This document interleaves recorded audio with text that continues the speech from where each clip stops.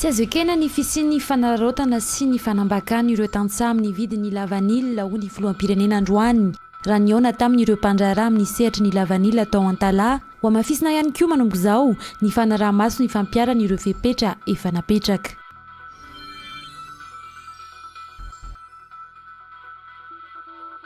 Ilazara Zafimamonjy no voafidy isolo tena ny antenimiran-doolona eo anivon'ny voamera maleo tena misahana ny fifidianana na ny seni lolona misy asivy tamin'ny folo no tonga nandajabato azy.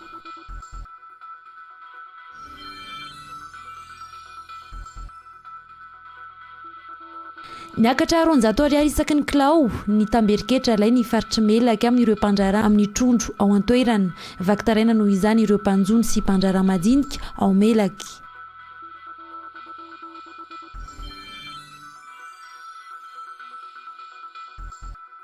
Mampiasa ivitoerana fiompiana moka mpamindra-tazo ny ao an-tsiranana voalohany faritry Diana isorohana ny fiparitany aretina tazomoka avy any ivelany tafiditra ao an-toerana. Raha toka efa voasokajy ho isan'ireo tanàna andalam-pahafoanan'ny aretina tazomoka an-tsiranana voalohany.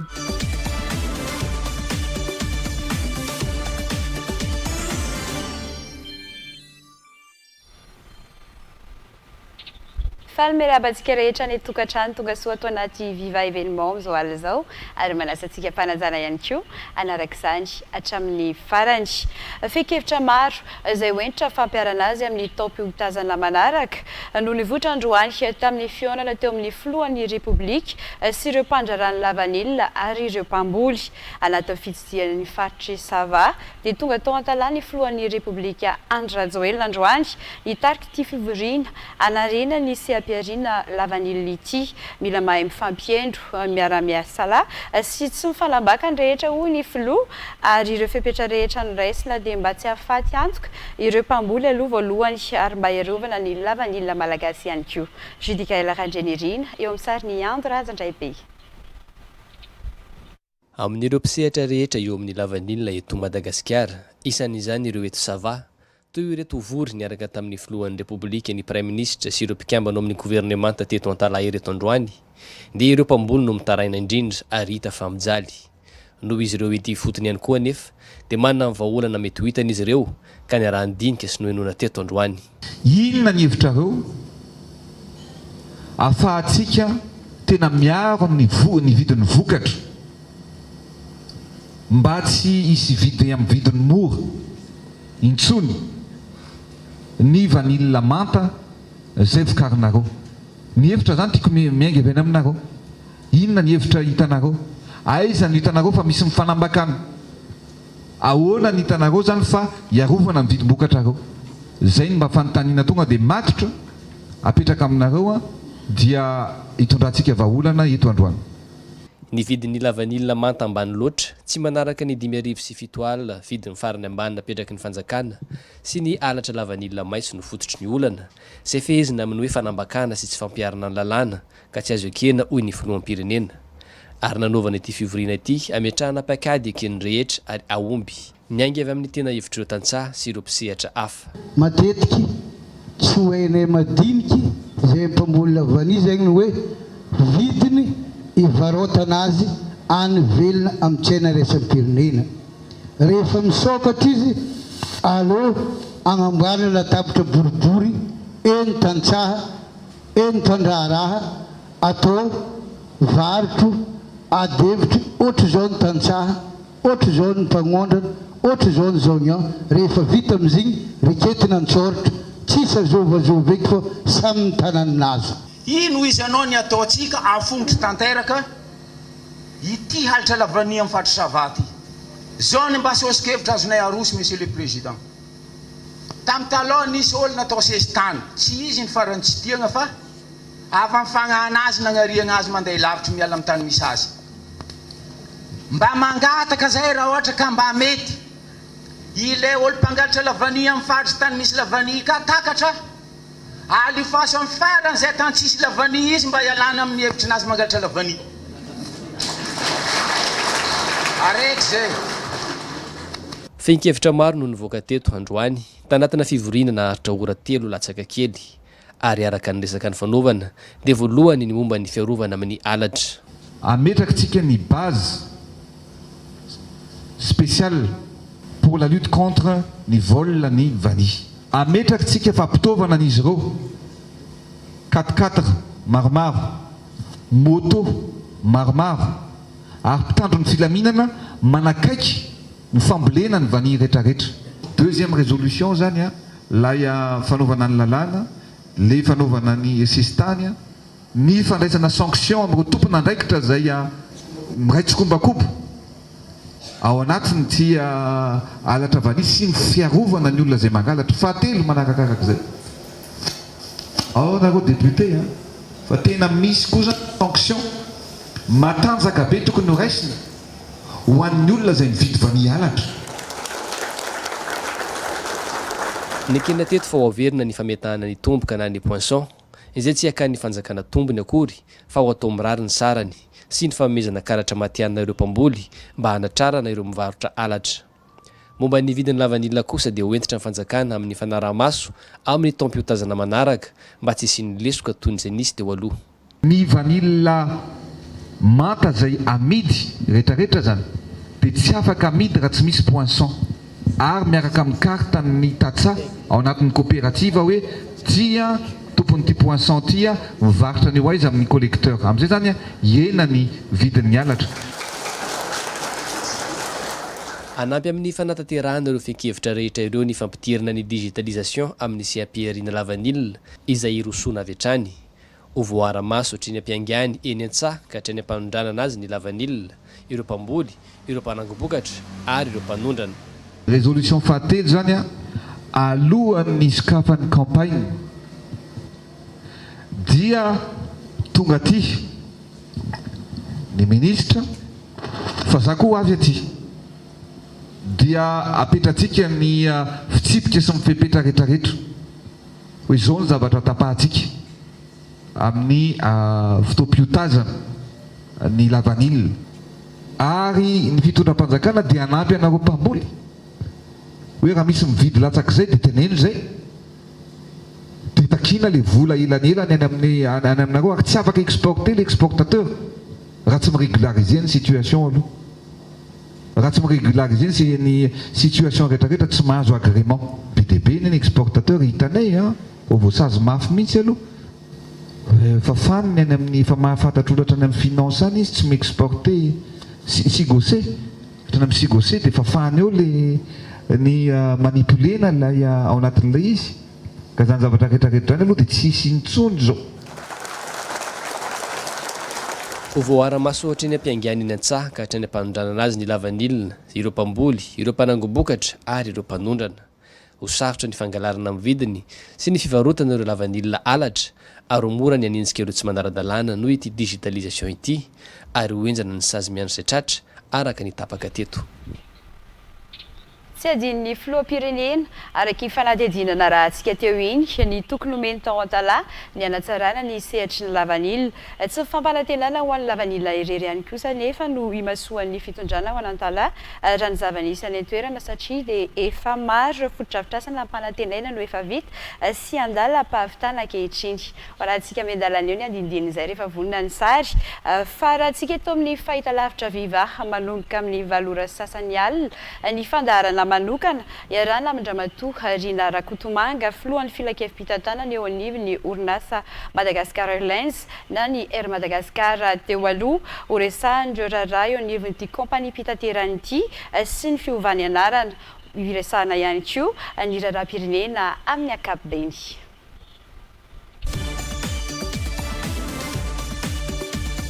Raha itsika eto amin'ny fahitalavitra viva manomboka amin'ny valora sasany alina ny fandaharana manokana iresahana amin'ny ramatoa Rina Rakotomanga filoha lefitry ny filankevim-pitantanana eo anivon'ny orinasa Madagascar Airlines na Air Madagascar teo aloha ho resahin'ireo raharaha eo anivon'ity kampania mpitanterana ity sy ny fiovany ny anarana ho resahana ihany koa ny raharaham-pirenena amin'ny ankapobeny.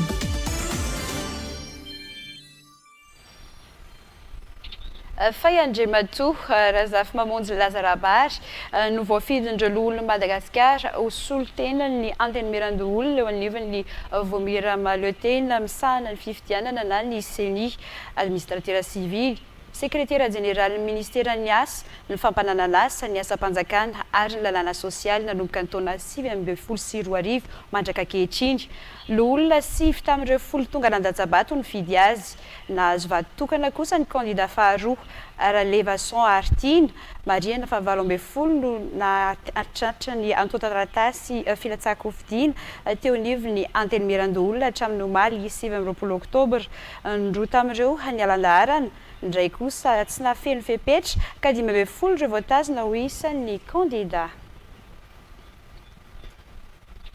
Famitaraina amin'ny fiakaran'ny Tamberketra lohan'ireo mpanangona trondro ireo mpisehatra amin'izany ao amin'ny faritry Melaka raha ny fitarainan'izy ireo. Raha 20 ariary isaky ny kilao mantsy ny Tamberketra nalohan'izy ireo teo amin'ny fiadidian'ny faritra teo aloha dia lasa 200 ariary zany isaky ny kilao amin'izao fotoana. Tsy misy kosa nefa ny fampandrenesana mialoha nataony avy eo anivon'ny fiadidian'ny faritry Melaka momba io fampiakarana Tamberketra amin'ireo mpanangona trondro io manoloana izany dia manao antsoavy ireo mpanjono sy ireo mpandraraha madinika misehatra amin'ny resaka trondro amin'ny faritry Melaka. Setra Randrenasina mitondra ny andindiny momba izay. Fianakaviana anarivony maro no mety ho very asa ao amin'ny faritry Melaka vokatry ny fampiakarany avy eo anivon'ny fiadidinan'ny faritry Melaka ny tamberim-bidy ho an'ireo mpanondrana trondro any an-toerana. Raha 20 ariary isaky ny kilao no nalohan'ireo mpanangona sy mpanondrana trondro teo aloha, lasa 200 ariary isaky ny kilao izany ankehitriny. Tsy nisy ny filazana mialoha no mikasika ny fampakarana hoy ireo mpandraraha madinika ireo fa tonga dia fampiarana avy hatrany no nataony avy eo anivon'ny faritra. Nefa nanisy izany fampandrenesana mialoha, zakan'ireo mpandraraha madinika ireo ny andony Tamberketra 200 ariary isaky ny kilao amin'ny trondro. Reo yato la mahavoafoanay tokoa. Sapede panango mboka samy ereto mpividy reto kolekotera reto fia ayana an'izao mihena. Nefa reo taloha teo mangalaky 4 sy 500 handan'izao fa ihena ta'i 2 arivo aza zao ndraindraiky zay tsy vidy fiatsy laha tsy mihena restauro ty. Tsy zakanay io satria antony fren Tananarivo 100 jusqu'à Tsoromandidy 700 jusqu'à Tananarivo. Vilonentanay ihany tsy miaka tsy fa mijotso avao. Patron any tsy te halala an'izay fa dépense abiaby nanay. Na heno zahay région manao azy 200 nefa amin'ny commune zahay 70. Isan'ny tena misedra fahatantoka goavana amin'izay ity renim-pianakaviana mpanondrana trondro ity. Ho azy manokana efa ho ray volana latsaka izao no nitoby tato aminy ireto trondro ireto satria tsy zakany ny andony 200 ariary isaky ny kilao amin'ireo entana ireo. Nohon' izay sotasotany restourna zay zao lasa bloqué ny entanay. Maty agnatiny ao volanay satria tsy lasa ty enta ty nohon fiakarany restourna 200 eny amin'ny région. Tsy any amin'ny mera fa any amin'ny région. Zahay koa revarevahindreo amin'zahay raha mboa tsy nitaratasiny entanay. Lasa malahelo fonay satria io ivelomanay, ato ro fotokasanay, ato ro baibonay. Santonany ihany ireo amin'ny olana trehan'ny mponina eto amin'ny faritry Melaka akoatra ny tsy fandriam-pahalemana miravoravo tanana tsy mety mijery ireo tena maharary ny vahoaka ireo nefa ny tompon'andraikitra voalohany eo anivon'ny faritry Melaka. Manoloana izany manao antsoava amin'ny fanjakana foibe ny mponiny Melaka ny mba hijerena ity faritra ity amin'ny lafiny rehetra. Fa rehefa avy tany amin'ny faritry Melaka isika dia azon'ny faritra Moronmania atao anatin'ity fanadihadiana manaraka ity. Atao amin'ny faritra Moronmania indray no nanohizan'ny Maman Olga ny fiarahamonim-bavaka tamin'ireo vondrom-bavaka androany. Nakahery sady nitondra fanampiana ho an'ireo akany fitazantra ireo manana fahasembanana sy zazakambody taoma Rivambositra ary nitondra mavaka ho azy ireo ihany koa i Maman Olga. Ny andindinin'izay hoentiny tsara tiana eme Vivambositra. Taorian'ny fianaran-tsoa ateteto Ambositra indray nanohizan'ny Mama Olga ren'ny filoham-pirenena ny fitoriana vaovao mahafaly fitondranam-bavaka ho an'ny firenena androany sabotsy niaraka tamin'ireo vondrom-bavaka teto an-toerana sy ireo sampandraharaha ara-panjakana samihafa. Dia tsapoko fa androany tena nandray fahafenoan'ny fanahy masina tamin'izay fotoana izay. Androany tsy latsa-danja zany koa mifandraisiko an'izany hoe fahafenoan'ny fanahy masina zany ka noho izany rehetra zany dia mitsotra anareo vondrom-bavaka tena aleo alasany nareo eo amin'ny fanompoana ny tompo ary tena iredareda eto amin'ity faritra Ambositra ty tena hoe fahasoavana fitahian'Andriamanitra indrindrindrindra ny fahasoavana lehibe izay ho arotsany eto amin'ity toerana ity mba hiroborobo fatratra ny asan'Andriamanitra izay ataonareo, hiroborobo fatratra koa ny asa mandraharaha izay ataonareo rehetrarehetra.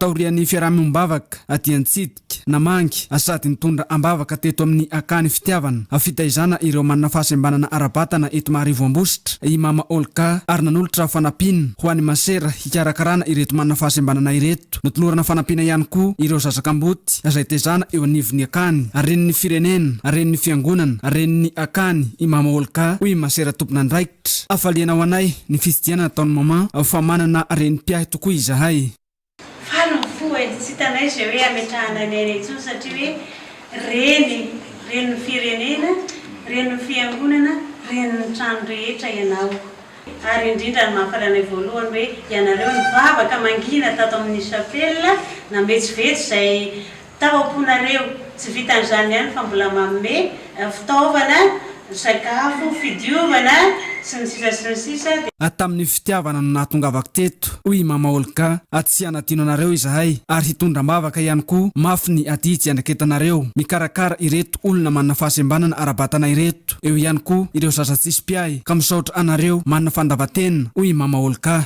tena hoe araky ny tenintsika mombianombiany ao amin'ny soratra masina manao hoe fanfitiavana lehibe indrindra ka dia nandeha ho an'izany fitiavana zany zay raha tonga eto amin'ity toerana ity miaraka miomby mpifaliana mpitiavana aminareo rehetra indrindra aminareo tena entina mbavaka koa amin'ny tsy morana dia mitaizana izao ary fa dia Andriamanitra koa tena mehery anareo tanjaka anareo ahafahanareo manao an'izao adidy masina zao satria azo lazaina fa adidy masina izao satria raha tsy olona mandretry tena olona be fitiavana tsy havita an'izao fa dia hotain'Andriamanitra masera fa manatanteraka etsika fanentanana amin'izao fotoana izao ny avy eo anivon'ny gendarmerie Pyrénées anatin'ny tetikasa antsoina hoe Cap Maday raha miasa amin'ny OIM ny herinandro teo no nanatanterahana izany teto amin'ny faritra Analamanga lohahevitra voizina anatin'ny fanentanana ny hoe namanao fatsy fahavalonao ny gendarmerie ka nampy ny fiarahamonina miary volatsiferana no mitondra an'izay miaraka amin'ny lovana antena ina. Ny commune Mboimangakely no nanomboana tamin'ny fomba ofisialy ity fanentanana iarahan'ny gendarmerie sy ny vondrona iraisam-pirenena amin'ny sahana fifindramonina na OIM ity ary avy eo dia nitohy tany amin'ny commune Mboimalaza, Ambantsena, Karion, Anjepy, Martaza, Sambainambany, Ambohibary ary nofaranana tany amin'ny commune Ambatolaona. Ity atrikasa ity dia fanentanany fotony ataon'ny gendarmerie mikasika ny fanabeazam-bo sy traikefa azo tamin'ny fampanajana ny fepetra-sakana amin'ny ady amin'ny fiparitahan'ny valanaretina COVID-19 nisy koa ny fifanakalosan-kevitra nentina nampanakakezina mpitandro filaminana sy ny fiarahamonina eny fotony. Dia ny fiara-miasanay amin'ny gendarmerie zany dia mizara anankitelo misy aloha zany voalohany famolavolana campagne de sensibilisation et d'information mahakasika ny COVID-19 dia ao anatin'izay azy zay zany dia misy famolavolana support de communication isan-karazany hitantsika eto zany satonany ohatra hoe afisotro zao faharoa misy koa fanomezana fitaovana amin'ny resaka communication ho an'ny gendarmerie misy vidéoprojecteur misy ordinateur misy appareil photo dia le fiara-miasa fahatelo fanatanterahana le antsonay zany hoe session d'engagement communautaire ny ao anatin'izay moa zany dia hoe hoentina midina ifotony mihitsy zany ireo gendarmerie nationale ireo mifampiresaka amin'ny vahoaka. Ny mpitandro filaminana dia fitaovana entina ampiainana sy ampitana ny lalàna amin'ny vahoaka ary tsy tokony salasala amin'ny fanampiana mpitandro filaminana ny vahoaka satria zava-dehibe isy ny fifampitikisana sy ny fifampiainoana eo amin'ny rotonta nampatsiahivina ihany koa nandritry ny atrikasa fa tokony hanana fomba fijery vaovao ny gendarmerie ny anivon'ny fiarahamonina indrindra fa amin'ny fanatanterahana ny asany. Araka ny teri-pilamatra izay naintinay moa zany dia hoe namanao fa tsy fahavalinao ny gendarmerie Pyrénées noho izay indrindra no tena ampahafantarina ny fiarahamonina ety fotony hoe namana mpitsindro araka ny hitantsika eto amin'ity mpanjavalatsy ity dia izay ny tena gendarmerie namana miriaria miaraka amin'ny fiarahamonina fa saingy kosa andraikitra sy adidiny gendarmerie ny manaramaso ny fampiarana ny lalàna akoatran'ireo izay andraikitrasany dia ny fiarovana ny androm-panjakana ny vahoaka sy ny fananana. Nisy ihany koa nandritra ty atrika azy ity ny fampahafantarana sy fampianarana amponina teny an-toerana ny fepetra fiarovana sy fiaramentana ampiarina amin'ny ady atao amin'ny COVID-19. Teto amin'ny faritra Analamanga moa no nanomboana ny atrikasa fanentanana ifotony ary tohizana amin'ny faritra Alaotra Mangoro sy Atsinanana izany. Mariana fa ity programa nasa ity dia iarahany Gendarmerie-pirenena amin'ny Organisation Internationale pour l'Immigration na OIM izay efa tsy ny Peace Building Fund Madagasikara vola. Fa efa miresaka izay Gendarmerie-pirenena izay hatrany sika dia mandray anjara feno amin'ny fikajiana ny tontolo iainana ny fikambanan'ny vady zandary na ny fivazaha. Taoriny ny fangatahana lalana tamin'ny commune Antananarivo renivohitra dia nirosy tamin'ny fambolena voninkazo nanoloana ny tombo Ratsimandrava andrefa namboazana ary ny fivazaha Antananarivo androany maraina.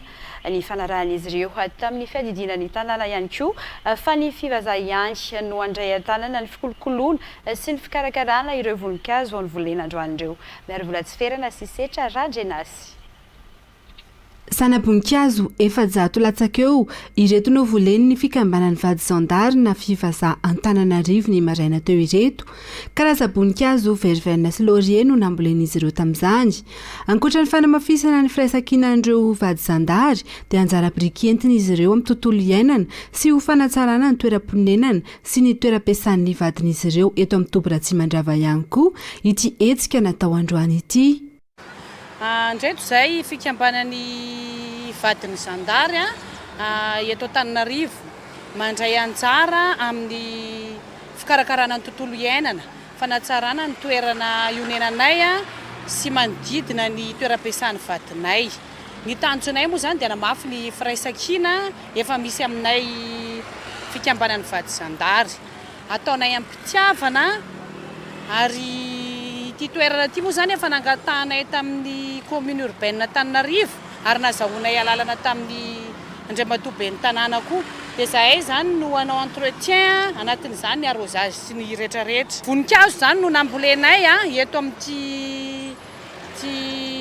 arabe manoloana ny bureau ny fibaikona ny gendarmerie ity dia voninkazo verveine 300 isa ohatran'ity.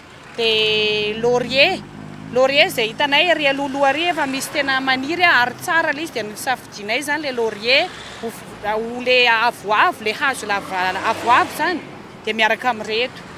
Taoriny valana retina ka nahatonga ny fihiboana teto amin'ny firenena dia efa miverina manatanteraka hetsika ankehitriny ireo fivazaha manerana ny nosy raha nambara ny vadiny komandany Gendarmerie-pirenena. Ankoatra ny fandraisana anjara mavitrika amin'ny fambolekazo izay efa anatin'ny programan'izy ireo manaraka dia isan'ny ataon'ny fivazaha ho vaindohan-draharaha ihany koa ny asa sosialy mifantoka amin'ny fiahiana ireo kambotiny zandary tezaina eny Arivonimamo. Iresaka momba ny fahasalamana kosa indray isika atao anatin'ity fanadihadiana manaraka ity. Tsy mbola foana tanteraka ny tazomoka ao amin'ny faritry Diana na dia efa tafiditra ao anatin'ilay antsoina hoe zone d'élimination paludisme aza ny district Natsiranana voalohany. Mbola ahitana trangana tazomoka hatrany ity district ity izay tranga avy any ivelany avokoa na ka importé. Mampiasa ny fitoerana manokana miompy ilay karazana moka mpamindra tazo noho izany Antsiranana voalohany amin'izao fotoana ahafahana miady amin'ny verenana sy ny fiparitahan'ny tazomoka ao toerana itsony. Andoniana Martinana mitondra ny fanadihadiana mom'izay. Fa ny anao felesaka be zany tsy velona mihitsy amin'ireny rano maloto reny izay mahatonga ny vilona eto dia koa tsy misy tazomoka satria eto zany efa rano eau usée efa avy nampiasaina misy menaka maloto dia tsy favorable amin'ilay condition tediaviny.